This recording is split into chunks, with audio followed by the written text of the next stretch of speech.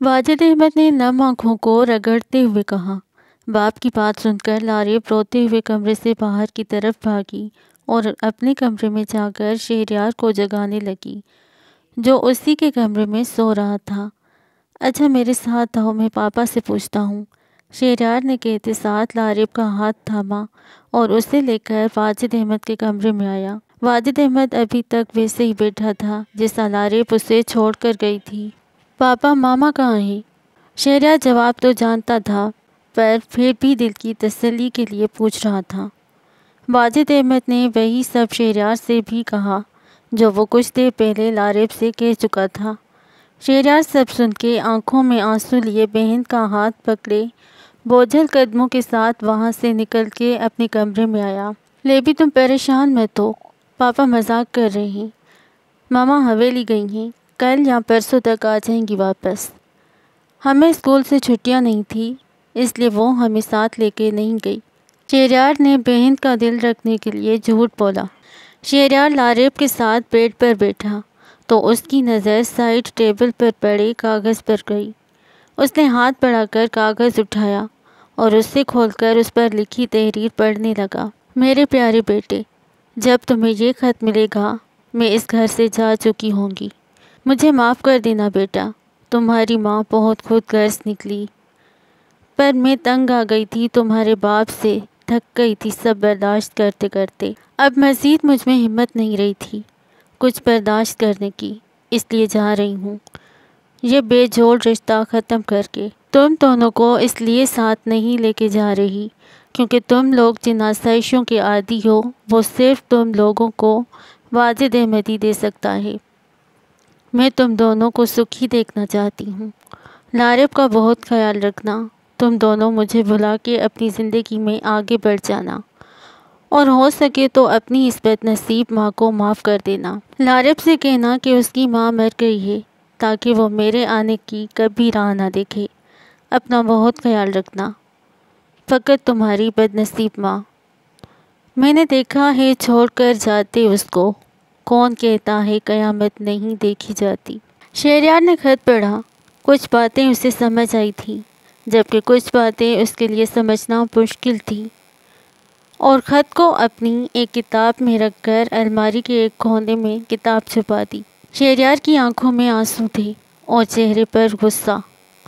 شیری یہ کیا تھا؟ کیا لکھا تھا اس میں؟ لاریب نے کاغذ کے بارے میں پوچھا۔ کچھ نہیں ہے، لاریب کو مختصر جواب دے کر شہریار نے اپنی آنکھیں رگڑ ڈالیں۔ وہ کیوں اپنی خود غرض ماں کے لیے روئے، اس نے دل میں سوچا۔ دن ایسے ہی گزرنے لگے۔ لاریب اپنی ماں کو بہت یاد کرتی تھی، ان کے لیے تڑپتی رہتی تھی۔ واجد احمد اور شہریار اسے بہت مشکل سے سنبھال رہے تھے۔ شہریار اور واجد احمد کلثوم بیگم کا ذکر بھی نہیں کرتے تھے۔ وہ دونوں ہی کلثوم بیگم سے نفرت کرتے تھے۔ ایک کے لیے وہ بد کردار بیوی تھی اور دوسرے کے لیے وہ خود غرض ماں تھی۔ کچھ دنوں بعد واجد احمد نے آئمہ سے شادی کر لی۔ آئمہ بیگم واجد احمد کی کمپنی میں ہی کام کرتی تھی۔ آئمہ بیگم بہت سلجھی ہوئی خاتون تھی۔ وہ دونوں بچوں سے بہت پیار کرتی تھی جس کی وجہ سے کچھ ہی دنوں میں لاریب اپنی سگی ماں کو بھول کر آئمہ بیگم کو ہی اپنی ماں سمجھنے لگی، جبکہ شہریار آئمہ بیگم سے بہت نفرت کرتا تھا۔ آئمہ بیگم کے ساتھ شہریار کا رویہ بہت سخت اور نفرت بھرا تھا۔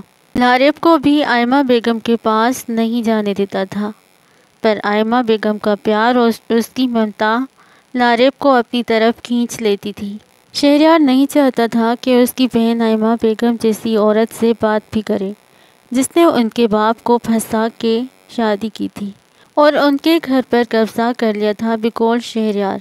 جب لاریب اس کی بات نہیں مانتی تھی تو شہریار اسے بہت ڈانٹتا اور کبھی کبھی تو اسے مار بھی لیتا تھا، جس کی وجہ سے آہستہ آہستہ لاریب بھی اس سے دور ہوتی چلی گئی۔ شہریار بھی شوق اور شرارتی شہریار سے غصے والا، بد لحاظ اور بے پرواہ شہریار بن چکا تھا۔ اس کے غصے کے سامنے سبھی چپ کر جاتے تھے۔ واجد احمد بھی اسے کچھ نہیں کہتا تھا۔ میری خاموشی آج رقص کرتی ہے جہاں، کبھی میری شرارتیں گونجا کرتی تھی وہاں۔ وقت اپنی رفتار سے گزرنے لگا۔ آئمہ بیگم کو اللہ پاک نے کوئی اولاد نہیں دی تھی۔ اس لیے وہ شہریار اور لاریب کو ہی اپنی اولاد مانتی تھی اور انہیں ایک ماں جس سے ہی پیار کرتی تھی۔ لاریب بھی آہستہ آہستہ آئمہ بیگم کے قریب ہوتی چلی گئی، اسے اپنی سگی ماں سے بھی بڑھ کر ماننے لگی۔ واجد احمد بھی گھر کو ٹائم دینے لگا، جبکہ شہریار ان سب سے الگ تھلگ اپنی ہی دنیا میں رہتا تھا۔ آئمہ بیگم کے ساتھ اس کا رویہ دن بہ دن بگڑتا جا رہا تھا، پھر بھی آئمہ بیگم نے کبھی شکوہ نہیں کیا اور نہ ہی شہریار کی رویے کی وجہ سے اس کے پیار میں کمی آئی تھی۔ واجد احمد کے ساتھ بھی اس کا رویہ کچھ خاص بہتر نہیں تھا اور لاریب کے ساتھ بھی ایک اجنبیوں جیسا رشتہ لگتا۔ دونوں میں بہت کم اور سرسری سی بات چیت ہوتی تھی۔ لاریب 22 سال کی ہوئی تو اس کی شادی واجد احمد نے اپنے ایک دوست کے بیٹے سے کر دی، جن کی فیملی انگلینڈ میں مقیم تھی۔ لاریب کو اللہ پاک نے شادی کے 1 سال بعد ہی ایک پیارے سے بیٹے سے نوازا تھا۔ وہ اپنے گھر میں بہت خوش تھی۔ لاریب کی جب سے شادی ہوئی تھی وہ صرف ایک بار ہی شہرام کی پیدائش کے موقع پر ہی پاکستان آئی تھی۔ شہریار بھی شہرام سے بہت محبت کرتا تھا، پر بہن سے بات چیت اب بھی کم ہوتی تھی۔ تم کو معلوم ہے یہ آخری نیندیں ہیں میری، وسعت خواب ذرا اور بڑھا سکتے ہو، آسمان تھام کے رکھا ہے جو تم نے سر پہ، تھک گئے ہو تو اسے مجھ پر گرا سکتے ہو۔ ڈوب کر سورج نے بھی تنہا کر دیا مجھے، میرا سایہ بھی الگ ہو گیا میرے اپنوں کی طرح۔ جیسے جیسے شہریار کا گھر قریب آ رہا تھا اسے اپنا آپ کسی دلدل میں دھنستا ہوا محسوس ہونے لگا۔ ماضی کی تلخ یادیں جن سے وہ جتنا پیچھا چھڑانے کی کوشش کرتا تھا اتنا ہی وہ اس کے سامنے آ جاتی تھی۔ آج بھی زیب نے کتنے لڑکوں کے سامنے اس کی ماں کے بھاگ جانے والا قصہ کھولا تھا اور شہریار تڑپ کر رہ گیا تھا۔ اس سے جڑے ہر ایک رشتے سے اسے دکھ اور تکلیف ہی ملی تھی ہمیشہ، سوائے چند دوستوں کے۔ اسے اب کوئی بھی اپنا ہمدرد نہیں لگتا تھا۔ میری بربادی میں حصہ تیرا معلوم نہیں، یاد اتنا ہے تو خاموش تماشائی تھا۔ گھر پہنچ کر وہ سیدھا اپنے کمرے میں چلا گیا اور خود کو بیڈ پر گرا لیا۔ نہ جانے کتنی ہی دیر وہ ایسے ہی پڑا سوچتا رہا تھا اور پھر اٹھ کر واش روم میں گھس گیا۔ دروازے پر کسی نے دستک دی تو وہ واش روم سے باہر نکل آیا۔ کون ہے؟ شہریار نے واش روم سے نکل کر بیڈ پر بیٹھتے ہوئے پوچھا۔ صاحب جی میں ہوں۔ یہ آواز نازیہ کی تھی، نازیہ شاگرا کی بیٹی جو اسی گھر میں کام کرتی تھی۔ کیا کام ہے؟ شہریار نے اپنی شرٹ کے بٹن کھولتے ہوئے پوچھا اور پھر اٹھ کر الماری کی طرف آیا۔ صاحب جی وہ میں کھانا لے کے آئی تھی۔ نازیہ نے دروازے کے باہر سے ہی اپنے آنے کا مقصد بتایا۔ نہیں کھانا مجھے، لے جاؤ تم، اور آئندہ جب تک میں نہ کہوں میرے لیے کچھ بھی لانے کی ضرورت نہیں ہے، آئی سمجھ؟ شہریار دانت بھینچ کر غصے سے بولا اور ساتھ ہی الماری سے ایک شرٹ نکال کر پہنی اور واپس بیڈ پر لیٹ گیا۔ جی اچھا۔ نازیہ کھانا لے کر منہ میں کچھ بڑبڑاتی واپس کچن میں آ گئی۔ شہریار نے نازیہ کو جواب دینے کے بعد اٹھ کر دروازہ بند کر کے کنڈی لگا دی اور واپس بیڈ پر بیٹھتے ہوئے جیب سے موبائل نکالا۔ شہریار کے موبائل پر کئی کالز اور میسیجز آئے ہوئے تھے۔ اس کا موبائل سائلنٹ پر تھا، اس لیے اسے آنے والے میسیجز اور کالز کا پتہ نہیں چل رہا تھا۔ شہریار نے موبائل سائلنٹ سے ہٹایا تو ساتھ ہی موبائل پھر سے بجنے لگا۔ موبائل اسکرین پر انایا کا نام چمک رہا تھا۔ شہریار نے کال اٹینڈ کی تو ساتھ ہی انایا نے بولنا شروع کر دیا۔ کہاں تھے شیری؟ کب سے کالز کر رہی ہوں، کتنے میسیجز کر چکی ہوں، پر تم نے ایک رپلائی کرنا بھی ضروری نہیں سمجھا۔ انایا کی آواز فون اسپیکر سے ابھری۔ بزی تھا، شہریار نے مختصر جواب دیا۔ بزی؟ کیا اتنے بزی تھے کہ ایک میسیج بھی نہیں کر سکتے تھے؟ انایا نے ذرا سخت انداز میں پوچھا۔ ضروری نہیں سمجھا، شہریار نے ناگواری سے جواب دیا۔ شیری بیبی تم کیوں کرتے ہو ایسا میرے ساتھ؟ تمہارے ایک میسیج ایک کال کے لیے ترستی رہتی ہوں۔ You know what, I love you Sherry. Anaya کی آواز میں فوراً نرمی آئی تھی۔ یس آئی نو، اوکے پھر کل ملتے ہیں، ابھی میں سونے لگا ہوں، بائے۔ شہریار سونا چاہتا تھا، اس لیے اس نے جلدی سے پھیکے سے لہجے میں کہا، oh okay bye darling, see you tomorrow. Anaya نے چہکتے ہوئے کہا۔ وہ تو اسی بات پر خوشی ہو گئی کہ شہریار کل اس سے ملنے والا تھا۔ شہریار نے فون بند کر کے سائڈ ٹیبل پر رکھا اور بیڈ پر لیٹ کر اپنی آنکھیں موند لیں۔ ماضی کی تلخ یادیں پھر سے اس کے ذہن میں گردش کرنے لگی تھیں۔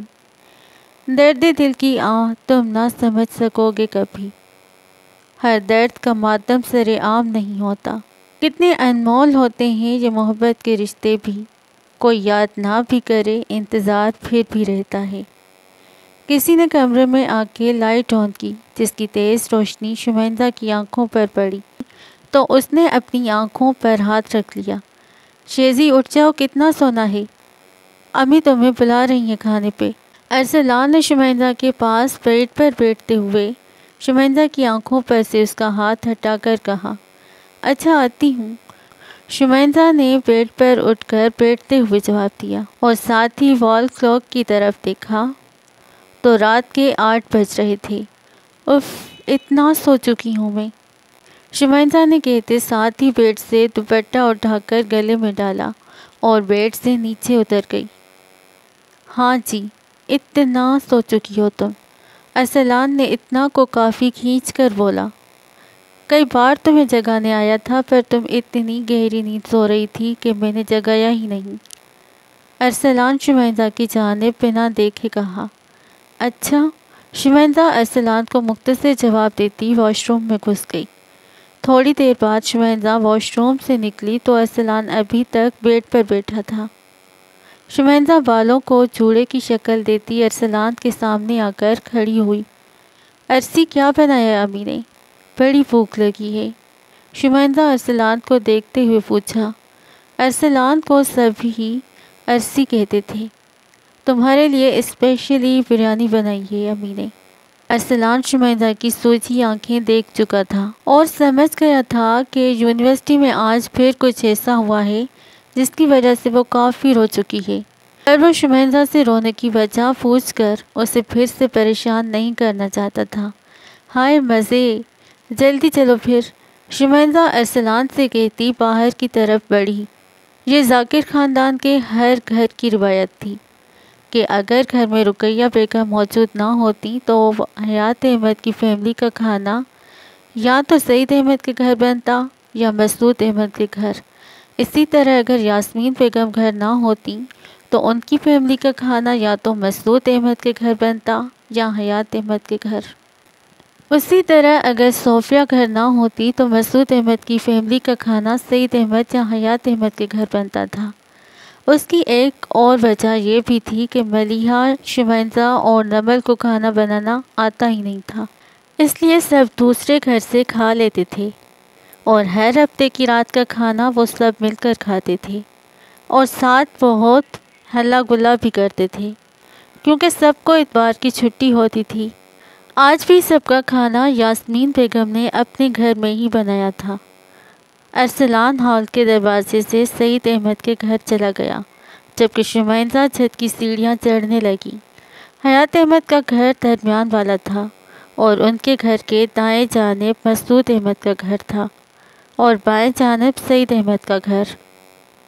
حیات احمد کے گھر کے ہال کا ایک دروازہ مسعود احمد کے گھر کے ہال میں کھلتا تھا اور ایک دروازہ سعید احمد کے گھر کے ہال میں کھلتا تھا۔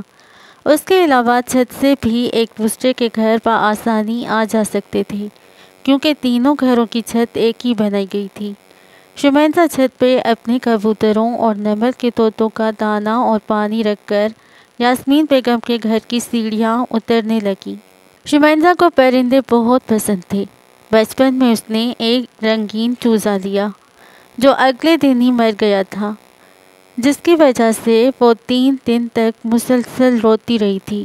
اس کے بعد سب گھر کے بڑوں نے مل کر فیصلہ کیا کہ ان کے گھروں میں نہ کوئی پرندہ رکھا جائے گا اور نہ کوئی جانور۔ پر جب عفان کی پوسٹنگ اسلام آباد ہوئی تو شمائندہ نے اس سے کبوتروں کی فرمائش کی، اور پھر کیا تھا، عفان بہن کی محبت میں گھر والوں کا بنایا گیا اصول توڑ کر شمائندہ کے لیے کبوتروں کا ایک جوڑا اور نمل کے لیے طوطے لایا تھا، کیونکہ نمل کو طوطے بہت پسند تھے۔ سب گھر والے پہلے تو خفا ہوئے، پر پھر عدنان، نمل، شمائندہ اور ارسلان کی خوشی دیکھ کر سب نے ان پرندوں کو رکھنے کی حامی بھر لی تھی۔ شمائندہ سعید احمد کے گھر جا چکی تھی، پر کوئی اب بھی کھڑا انہی کی چھت کی طرف دیکھ رہا تھا، جہاں وہ کچھ دیر پہلے بیٹھی خوبصورت پرندوں کو دانہ ڈال رہی تھی، اور چاند کی روشنی میں اس کا پاک دمکتا چہرہ دیکھنے والے کو بہت حسین لگ رہا تھا۔ شمائندہ صرف چھت پر ہی اسے نظر آتی تھی، یا کبھی کبھار اپنے کسی بھائی کے ساتھ بائک پر کہیں آتی جاتی ہوئی دکھائی دیتی تھی۔ وہ جب بھی شمائندہ کو دیکھتا اس کا دل عجیب انداز سے دھڑکنے لگتا تھا۔ وہ کتنے مہینوں سے شمائندہ کو ایسے ہی دیکھتا آ رہا تھا۔ اس کا اور شمائندہ کا گھر آمنے سامنے تھا۔ ان کے گھر کے 3 پورشن تھے، جبکہ شمائندہ لوگوں کے گھر کے 2 پورشن تھے، جس وجہ سے شمائندہ لوگوں کے گھر کی پوری چھت ان کی چھت سے صاف دکھائی دیتی تھی۔ وہ پورا دن شمائندہ کی چھت پر آنے کا انتظار کرتا تھا، اور جس دن وہ اسے چھت پر نظر آ جاتی اس کا دل خوشی سے جھوم اٹھتا تھا۔ تیرے دیدار کے لمحے بہت قیمتی تھے، ہم اگر آنکھ جھپکتے تو خسارہ کرتے۔ اللہ جی، بریانی! امی آپ کتنی اچھی ہیں۔ توبہ، بہت بھوک لگی تھی۔ شمائندہ نے بریانی دیکھی تو جلدی سے یاسمین بیگم کے گلے میں باہیں ڈال کر اسے پیار کیا۔ ہاں جی، اچھی تو ہوں، کیونکہ میری بیٹی بہت اچھی ہے، یاسمین بیگم نے بھی شمائندہ کے گال پر بوسہ دیتے ہوئے کہا۔ اف، اگر ماں بیٹی کا پیار ختم ہو گیا ہو تو مجھے کھانا دے دو کوئی، قسم سے بھوک سے جان نکل رہی ہے۔ ارسلان نے منہ بناتے ہوئے دہائی دی۔ مجھے بھی، کاشان نے بھی جلدی سے کہہ کر اپنے سامنے پڑی پلیٹ یاسمین بیگم کی طرف بڑھائی۔ شمائندہ اور یاسمین بیگم نے ایک ساتھ ان دونوں کو گھورا تھا، جو ایسے بریانی کو تال رہے تھے جیسے برسوں سے کبھی دیکھی نہ ہو۔ شمائندہ یاسمین بیگم سے الگ ہو کر حیات احمد کے ساتھ آ بیٹھی۔ ابا جی، آج آپ بڑے خاموش ہیں، خیریت؟ شمائندہ نے حیات احمد سے پوچھا، جو کافی دیر سے چپ بیٹھا تھا۔ اماں یاد آ رہی ہوں گی ان کو۔ اس سے پہلے کہ حیات احمد کچھ بولتا، کاشان نے مسکراہٹ دباتے ہوئے جلدی سے کہا، او بیٹا جی، تم نے ہمیں کب مجنوں بنا دیکھ لیا؟ حیات احمد آنکھیں پھیلاتے ہوئے بولا۔ ابھی، کاشان نے پٹ سے جواب دیا۔ میں تو تمہیں دیکھ رہا تھا کہ شادی کرنے کے بعد بھی تمہیں عقل نہیں آئی۔ حیات احمد نے کاشان کو گھورتے ہوئے کہا۔ ہاں ہاں ہاں ہاں، صحیح کہا ابا جی، پتہ نہیں ملیحہ بھابی نے کاشی بھائی میں ایسا کیا دیکھ لیا جو اس سے شادی کر لی۔ ارسلان نے ہنستے ہوئے کہا۔ اوئے ارسی، کیا کمی ہے مجھ میں؟ کسی شہزادے سے کم نہیں ہوں میں، کاشان نے فرسی کالر جھاڑتے ہوئے کہا۔ بالکل صحیح کہا بھائی آپ نے۔ شمائندہ نے بھی کاشان کی فوراً حمایت کی۔ اب تم دونوں کو بھوک نہیں لگی؟ سکون سے کھانا کھاؤ، پھر لڑ لینا۔ یاسمین بیگم کاشان اور ارسلان کو گھورتے ہوئے بولی۔